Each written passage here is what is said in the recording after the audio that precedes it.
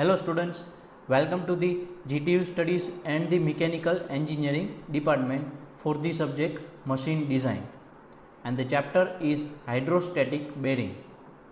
For the topic Basics of Hydrostatic Bearing and Flow of Viscous Fluid through Rectangular Slot. Hydrostatic bearing is the second part of journal bearing. જે આપણે general બેરિંગના બેઝિક્સમાં જે classification study કર્યું એમાં mainly બે types, એક હાઇડ્રોડાયનેમિક bearing અને એક hydrostatic bearing study કર્યા હતા. એમાં હાઇડ્રોડાયનેમિક બેરિંગ છે ડિટેલમાં આપણે કમ્પ્લીટ કરી લીધું છે. હવે આ વિડીયોથી આપણે હાઇડ્રોસ્ટેટિક બેરિંગ સ્ટાર્ટ કરીએ છીએ, જેમાં આ વિડીયોની અંદર હું તમને બેઝિક્સ સમજાવીશ, સાથે સાથે એક ઇક્વેશન યુઝ કરવાનું છે જેને કહેવાય flow of viscous fluid. Flow એટલે flow rate, volumetric flow rate જેને કહીએ છીએ, ડિસ્ચાર્જ ક્યુ, એ ઇક્વેશન કઈ રીતે આવે છે એ શીખવાનું છે. તો સૌથી પહેલાં આપણે બેઝિક્સ ઓફ હાઇડ્રોસ્ટેટિક બેરિંગ જોઈએ. ઓલરેડી મેં તમને ક્લાસિફિકેશન ઓફ બેરિંગની અંદર સમજાવેલું છે, પણ એને રિલેટેડ એક ક્વેશ્ચન પૂછાઈ શકે છે, જેમ કે ફર્સ્ટ હાઇડ્રોસ્ટેટિક બેરિંગ શું થાય? તો હાઇડ્રોડાયનેમિક બેરિંગની અંદર પણ બે પાર્ટ્સ હશે, એક નાનો પાર્ટ્સ જેને આપણે જર્નલ કહીએ છીએ અને એક મોટો પાર્ટ્સ જેને આપણે બેરિંગ કહીએ છીએ. એમાં હાઇડ્રોડાયનેમિક બેરિંગ ડાયનેમિક એટલા માટે હતું કે જર્નલ જે છે એ રોટેટ કરતું હોય છે, જ્યારે હાઇડ્રોસ્ટેટિક બેરિંગ આને એટલા માટે કહેવામાં આવે છે કે આમાં જર્નલ પણ સ્ટેડી છે અને બેરિંગ પણ સ્ટેડી છે. બેમાંથી કોઈ એક મૂવ જ થતું હોય એવું કમ્પલસરી નથી. બીજો ડિફરન્સ એ છે કે જે લુબ્રિકન્ટ છે, ફ્લુઇડ જે છે જર્નલ અને બેરિંગ વચ્ચે, એ એક્સટર્નલી એડ કરવાનું છે કોઈક બીજા ડિવાઇસનો યુઝ કરીને. જેમ તમે ફિગરમાં જોઈ શકો છો, પંપ થ્રુ તમારે એ ફ્લુઇડનો સપ્લાય કરવાનો છે. એટલે કે in hydrostatic bearing the load supporting high pressure fluid film is created by an external source like pump. એમાં અહીંયા તમને બે હાઇડ્રોસ્ટેટિક બેરિંગની ફિગર બતાવેલી છે, એક જર્નલ એટ રેસ્ટ છે અને એક જર્નલ એટ ફૂલ સ્પીડ છે. તો આ રીતે હાઇડ્રોડાયનેમિક અને હાઇડ્રોસ્ટેટિક બેરિંગ છે એ અલગ પડે. હવે એના એડવાન્ટેજ ડિસએડવાન્ટેજ જોઈ રહીએ કે શું છે એના એડવાન્ટેજીસ, કે હાઇડ્રોડાયનેમિક બેરિંગ કરતાં હાઇડ્રોસ્ટેટિક બેરિંગ શું કામ યુઝ કરવું જોઈએ? તો first, they can take away heavy loads even at exceptionally low speeds. Hydrodynamic bearing જો તમે લો સ્પીડે યુઝ કરો તો એમાં હેવી લોડ છે એ સસ્ટેન નહીં થઈ શકે. પણ જ્યારે હાઇડ્રોસ્ટેટિક બેરિંગ છે એને લો સ્પીડ સાથે કોઈ લેવા દેવા નથી, means it is independent of the speed. એટલે લો સ્પીડ હોય તો પણ એ હેવી લોડ જે લાગે છે એ સસ્ટેન કરી શકશે. સેકન્ડ એડવાન્ટેજ છે load carrying capacity is independent of the speed, જે મેં કીધું એ જ. Third, low friction loss even at starting. સ્ટાર્ટિંગમાં હાઇડ્રોડાયનેમિક બેરિંગમાં ફ્રિક્શન લોસ છે એ વધારે થતો હોય છે, જ્યારે હાઇડ્રોસ્ટેટિક બેરિંગની અંદર ફ્રિક્શન લોસ છે એ સ્ટાર્ટિંગ વખતે પણ ઓછો થશે અને હાઈ પોઝિશનલ એક્યુરસી તમને મળશે. આવા એડવાન્ટેજના કારણે હાઇડ્રોસ્ટેટિક બેરિંગ છે એ જનરલી યુઝ થતું હોય છે. આપણે સેકન્ડ જોઈએ લિમિટેશન. હવે લિમિટેશન શું છે, શું કામ હાઇડ્રોસ્ટેટિક બેરિંગ છે એ નથી યુઝ થતું મોસ્ટ ઓફ જગ્યાએ? તો ફર્સ્ટ, કે જે આપણે લુબ્રિકન્ટ એડ કરીએ છીએ એ બીજા કોઈ ઇક્વિપમેન્ટ થ્રુ કરવું પડશે, એટલે કે પંપ છે એ એડ કરવો પડશે. પંપ જો રાખશો એટલે તમે જે સપ્લાય કરો છો એને ફિલ્ટ્રેશન કરવું પડશે, એટલે ફિલ્ટર રાખવું પડશે. એ સપ્લાય કરવા માટે ત્યાં ઓઇલ સપ્લાય લાઇન એડ કરવી પડશે, એટલે કે ઘણા બધા પાર્ટ્સ છે એડ થઈ જશે. અને એડ થવાના કારણે ઇનિશિયલ કોસ્ટ અને મેન્ટેનન્સ કોસ્ટ ઓટોમેટિકલી વધી જશે, એટલે બંને કોસ્ટ પણ હાઈ છે. અને જેટલા પાર્ટ્સ વધારે એટલા પાર્ટ્સમાંથી એમાં પાવર લોસ છે એ વધારે થતો જાય, એટલે ઓવરઓલ પાવર લોસ એ વધારે થશે. તો આવા બધી લિમિટેશનના કારણે હાઇડ્રોડાયનેમિક બેરિંગ છે એ યુઝ થતું હોય છે.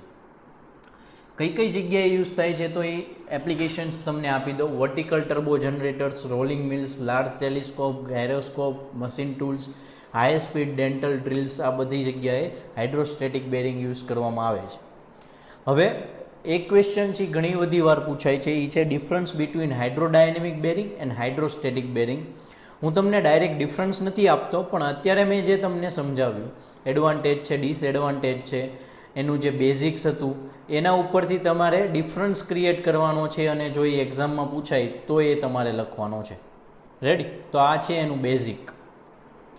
હવે આપણે જે સેકન્ડ પાર્ટ હતો આ વિડીયો લેક્ચરનો, flow of viscous fluid through rectangular slot. અહીંયા તમને એક રેક્ટેન્ગ્યુલર સ્લોટ જોવા મળે છે. આ જે છે એ એની વિડ્થ થઈ કહી દઈએ અને આ છે એ એની લેન્થ કહી દઈએ, તો આખો એક રેક્ટેન્ગ્યુલર સ્લોટ જોવા મળે છે જેમાંથી આપણે ફ્લુઇડ પાસ કરાવવાનું છે. અને એ ફ્લુઇડ છે એ ઓબ્વિયસ છે કે બેરિંગની અંદર કેવું ફ્લુઇડ હોય? વિસ્કસ ફ્લુઇડ હોય. હવે એનો ડિસ્ચાર્જ કેટલો હોય છે આમાંથી પાસ થશે ત્યારે એ મેળવવાનું છે, એટલે કે ફ્લો ઓફ વિસ્કસ ફ્લુઇડ ક્યુનું ઇક્વેશન ડિરાઈવ કરવાનું છે. તો એના માટે નોમેનક્લેચર જે મારે ડિફાઇન કરવા પડે છે એ તમને કરી દઉં. હવે આનું ડેરિવેશન છે એ નથી પૂછાતું, એટલે હું ડેરિવેશન ડિટેલમાં નહીં જઈએ, પણ ડેરિવેશન કઈ રીતે થયું એ થોડું શોર્ટમાં તમને બતાવીને ઇક્વેશન આપીશ, જેથી કરીને નોમેનક્લેચર તમને ખબર હોય તો ઇક્વેશન છે એ ભૂલાય નહીં, પ્લસ ડેટા બુકમાંથી તમને મળી જશે પણ એનો યુઝ કઈ રીતે કરવો એ ખબર પડી જાય.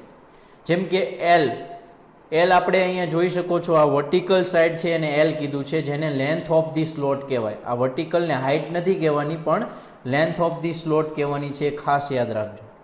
સેકન્ડ છે B, it is the width of the slot, એટલે અહીંયા જે તમને દેખાય છે આ અંદરની સાઈડ એને વિડ્થ કીધી છે, width of the slot. Third H, thickness of the slot, જે આ હોરિઝોન્ટલ સાઈડ છે એને થિકનેસ કીધી છે અને એ ટોટલ કેટલી છે? બે પાર્ટ્સ વચ્ચે, બે બેરિંગના એન્ડ્સ વચ્ચે એચ જેટલી, અને વચ્ચેથી માપો તો એને જો h/2 એવું કીધેલું છે, એટલે ટોટલ એચ જેટલી થિકનેસ છે.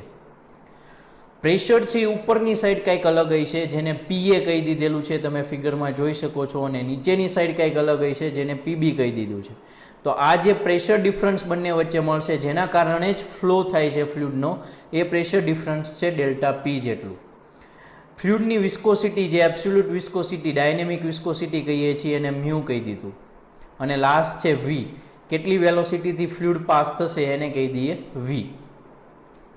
હવે થોડુંક આપણે ઇક્વેશનમાં આગળ વધીએ કે જે પ્રેશર ફોર્સ જનરેટ થાય છે પ્રેશર ડિફરન્સના કારણે, એ ફોર્સ કેટલો મળશે? તો કે પ્રેશર ફોર્સ કેટલું થાય? ઘણા બધા સબ્જેક્ટ્સમાં તમે સ્ટડી કરતા આવ્યા છો. પ્રેશર ફોર્સ એટલે પ્રેશર ઇન્ટુ એરિયા. તો અહીંયા pressure force F is equal to pressure difference ΔP into સ્લોટનો એરિયા. તો અત્યારે આપણે ખાલી એક્સ સ્લોટ જ લઈ લઈએ, એના માટે કેલ્ક્યુલેટ કરીએ તો એ થઈ જશે 2 ઇન્ટુ એક્સ ઇન્ટુ બી, કારણ કે અહીંયા જુઓ તો આખા સ્લોટની થિકનેસ વિડ્થ કેટલી કહીએ? x પ્લસ એક્સ એટલે 2x, અને અંદરની સાઈડ એનું માપ ડાયમેન્શન b જેટલું એટલે 2xb જેટલો એરિયા ઇન્ટુ ΔP. આ થઈ ગયો ફર્સ્ટ પ્રેશર ફોર્સ. આની ઇક્વેશન નંબર 1 કેવું હોય તો કહી દઈએ. હવે બીજો ફોર્સ જનરેટ થશે વિસ્કોસિટીના કારણે. વિસ્કોસિટીના કારણે જે ફોર્સ જનરેટ થાય એને વિસ્કસ ફોર્સ કહેવાય. વિસ્કોસિટીના કારણે જે સ્ટ્રેસ જનરેટ થાય એને શિયર સ્ટ્રેસ કહેવાય. તમારે ફ્લુઇડ મિકેનિક્સમાં ન્યૂટન્સ લો ઓફ વિસ્કોસિટીમાં આવી ગયું છે equation, shear stress tau is equal two mu into du/dy. એમાં મ્યુ છે એ વિસ્કોસિટી હતી, તો ત્યાં ટાઉ શું છે? શિયર સ્ટ્રેસ છે. અને વિસ્કસ ફોર્સ મેળવવો હોય તો shear stress into cross sectional area કરવાનો. હવે શિયર સ્ટ્રેસ કેટલો મળતો તો ઇક્વેશન પ્રમાણે મ્યુ ઇન્ટુ du/dy, અને ક્રોસ સેક્શનલ એરિયા ઓફ સ્લોટને કહી દઈએ A, એટલે થઈ ગયો વિસ્કસ ફોર્સ. માઇનસ એટલા માટે કીધું છે કે પ્રેશર ફોર્સની ઓપોઝિટ ડાયરેક્શનમાં તમને મળશે, એટલે જો આને તમે પ્લસ કહેતા હો તો આને તમારે માઇનસ કહેવાનું છે. હવે એ વેલ્યુ આપણે અલગ મૂકીએ. એરિયા કેટલો મળશે? L, એટલે કે આ જે હાઇટ તરીકે કીધું છે લેન્થ L, અને અંદરની સાઈડ જે ડાયમેન્શન આપ્યું છે B, L ઇન્ટુ B એનો એરિયા છે સ્લોટનો, એટલે LB એરિયાની જગ્યાએ.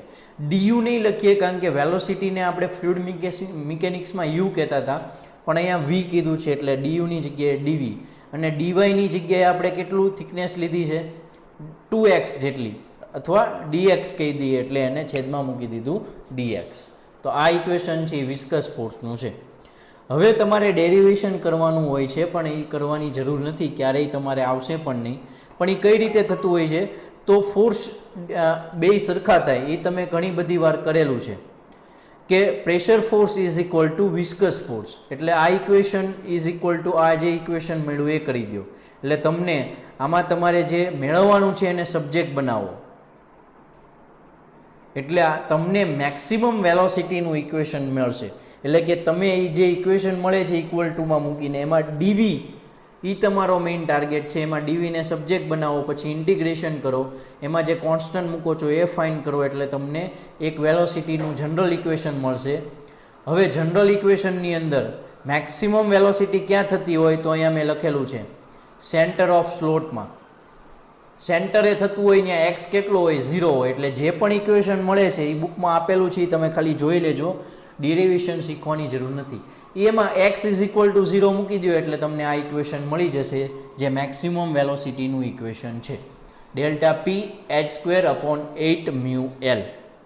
રેડી? આમાં નોમેનક્લેચર ખબર હોવા જોઈએ, બાકી ઇક્વેશન તો તમને ડેટા બુકમાં પણ મળી જશે. હવે આપણે આના ઉપરથી એવરેજ વેલોસિટી ફાઇન્ડ કરીએ. તો એવરેજ વેલોસિટી કેટલી હોય? તો જે મેક્સિમમ વેલોસિટી મળે ને એના કરતાં 2/3 જેટલી હોય.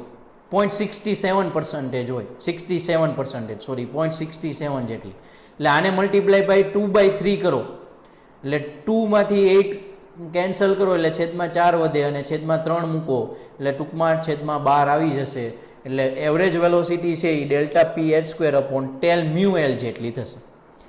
આ એવરેજ વેલોસિટીનું ઇક્વેશન મેળવ્યું. એના ઉપરથી હવે આપણે ડિસ્ચાર્જ ફાઇન્ડ કરીએ, ફ્લો રેટ ઓફ ફ્લુઇડ. ડિસ્ચાર્જનું ઇક્વેશન હવે તમને એટલીસ્ટ આવડતું હોવું જોઈએ કે એરિયા ઇન્ટુ વેલોસિટી જેટલું થાય. એટલે કે discharge is equal two average velocity into cross sectional area of slot. Average velocity એવી અને ક્રોસ સેક્શનલ એરિયા સ્લોટનો થશે બીએચ જેટલો. એવીની વેલ્યુ મૂકો એટલે એચ સ્ક્વેર તો આમાં હતું જ VAVમાં, એમાં એચ બીજો આવે એટલે અહીંયા એચ ક્યુબ થઈ જશે, અને છેદમાં બી છે એ 12 મ્યુ આર સાથે લાગી જશે. એટલે અહીંયા શું થઈ જશે? Delta P B into H cube upon 12 mu L. છેદમાં કાંઈ આવતું નથી એટલે છેદ આમ નામ ઉપર BH મલ્ટીપ્લાય થશે એટલે બી આમ નામ રહેશે, એચ ક્યુબ થઈ જશે. એટલે આ ક્યુનું ફાઇનલ ઇક્વેશન. આને કહેવાય flow of viscous fluid through rectangular show. બહુ રેર કેસમાં આનો ન્યુમેરિકલ પૂછાય તો ન્યુમેરિકલની અંદર ડાયરેક્ટ ડેટા બુકમાંથી આ ઇક્વેશન જોઈ લેવાનું છે. ડેટા બધા જ રકમમાં આપેલા હોય, તમને ખાલી નોમેનક્લેચર ખબર હોય તો ડેટા સમજાઈ જશે. એટલો યુઝ કરતાં શીખવાનું છે. તો આ હતું હાઇડ્રોસ્ટેટિક બેરિંગનું બેઝિક્સ એન્ડ એક equation flow of viscous fluid through rectangular slot. I hope video તમને સમજાણો હશે તો લાઇક કરો, શેર કરો એન્ડ સબસ્ક્રાઇબ કરો GTU studies channel. And for more material, you can visit our website www.gtustudies.com. Thank you.